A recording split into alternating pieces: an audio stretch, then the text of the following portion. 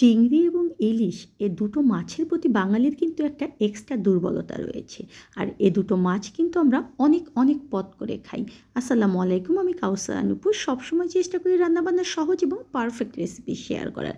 আজকে শেয়ার করব চিংড়ির খুবই সাধারণ একটা রান্না, কিন্তু খেতে অসাধারণ। আর তাই পুরো সময়টাই কিন্তু আমার সঙ্গে থাকতে হবে। দেখুন, ভিন্ন রকম একটা চিংড়ির রেসিপি।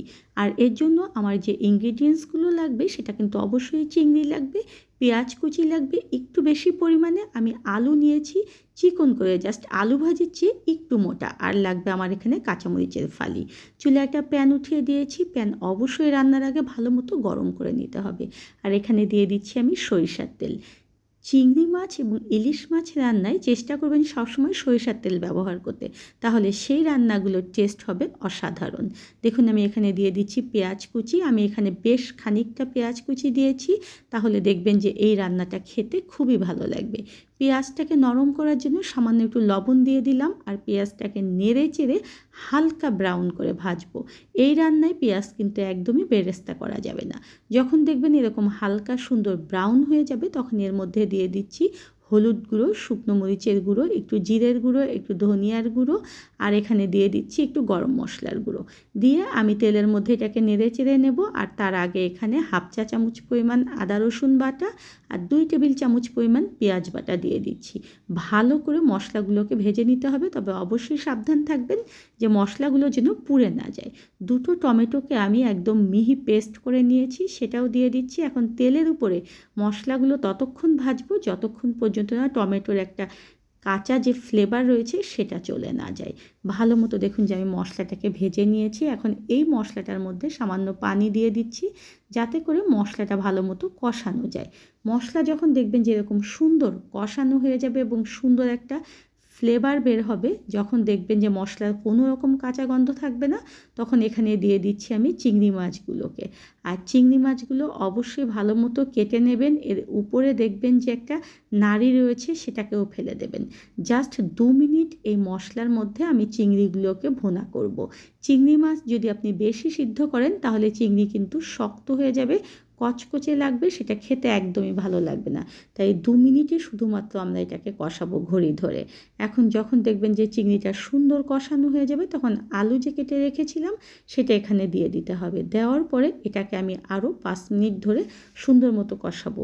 আর এখানে দিয়ে দিচ্ছি কয়েকটা কাঁচামরিচের ফালি। এটা আপনি নিজেদের টেস্ট অনুযায়ী দিয়ে দেবেন। কে কতটুকু ঝাল খেতে চান, কতটুকু লবণ খেতে চান, সেটা সম্পূর্ণ আপনাদের ব্যাপার। আর তাই ঝাল এবং লবণ কিন্তু আপনারা নিজেদের টেস্ট অনুযায়ী দেবেন। আমি এখানে কিছুটা লবণও দিয়ে দিলাম, কারণ পেঁয়াজ ভাজার পরে ভাজার মধ্যে আমি লবণ দিয়েছিলাম, তারপরে কিন্তু আর লবণ দেইনি। এখন এটাকে দেখুন যে আমি একটু জাস্ট এপাশ ওপাশ করে নেড়ে চেড়ে নিয়ে পানি দিয়ে দিলাম। এই পানিটা দিয়ে আমি ভালো মতো এটাকে একটু কষাবো। খুব বেশি কিন্তু কষাচ্ছি না। দেখুন, একদম সুন্দর আমার কষানো হয়ে গিয়েছে। এখন এর মধ্যে আমাদের গ্রেভির জন্য দিতে হবে পানি, কারণ এই যে মাছটা আমি রান্না করছি এটা একটু গ্রেভি গ্রেভি খেতে ভালো লাগে। তাই আপনি যতটুকু গ্রেভি রাখতে চান ততটুকুই পানি দিয়ে দেবেন। আর এই রান্নাটা সবসময় মাঝারি আঁচে করবেন। চিংড়ি কিন্তু জোর আঁচে রান্না করলেও শক্ত হয়ে যায়। এখন ঢেকে এটাকে জাস্ট রেখে দিয়েছি আমি 6 থেকে 7 মিনিট, তাতেই কিন্তু আমার রান্নাটা শেষ। আলুটা যেহেতু চিকন, তাই খুব সহজে আলু সিদ্ধ হয়ে গিয়েছে। আর চিংড়ি সিদ্ধ হতে জাস্ট 15 থেকে 16 মিনিট সময় লাগে। সব শেষে আবার একটু গরম মশলার গুঁড়ো ছড়িয়ে দিচ্ছি, যাতে করে এক্সট্রা একটা ফ্লেভার পাওয়া যায়। আর এটাকে আবার ধিমা আঁচে আমি 2 মিনিট রেখে দেবো। রেখে দিয়ে গরম ভাতের সঙ্গে এটা পরিবেশন করব। দেখলেন কত সাধারণ একটা রান্না, কিন্তু করে খেয়ে দেখবেন যে টেস্ট কত অসাধারণ। এরকম সুন্দর সুন্দর রেসিপি পেতে অবশ্যই চ্যানেলটা ভিজিট করবেন, আর চ্যানেলটা সাবস্ক্রাইব করে রাখবেন। যারা পেজ থেকে দেখছেন, পেজে একটা লাইক এবং ফলো দেবেন। আর আপনারা যারা বাগান করতে পছন্দ করেন, তারা কিন্তু আমার চ্যানেলটা অবশ্যই ঘুরে আসবেন, কারণ আমি বাগান বিষয়ক অনেক ভিডিও শেয়ার করি।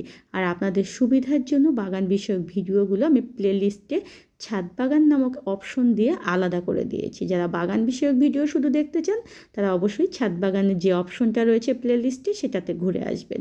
আর যারা চান যে আমি সব রকম ভিডিও দেখতে চাই, চাইনিজ বাঙালি, তারা অবশ্যই আমার চ্যানেলটা পুরোটাই ঘুরে আসবেন। ধন্যবাদ সবাইকে আমার সঙ্গে থাকার জন্য। আর প্লিজ রেসিপিগুলো শেয়ার করবেন ফ্রেন্ডস অ্যান্ড ফ্যামিলির সঙ্গে।